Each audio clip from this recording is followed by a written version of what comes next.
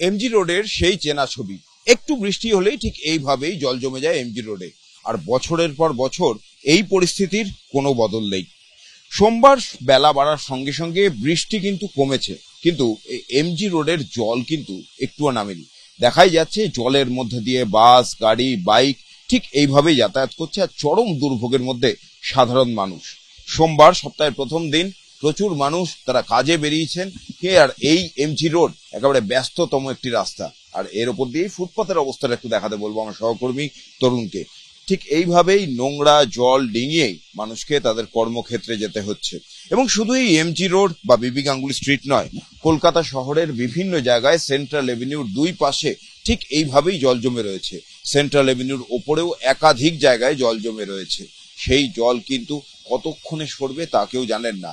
আর এই পরিস্থিতির বদল কবে হবে তার উত্তরও কিন্তু কারোর কাছেই নেই।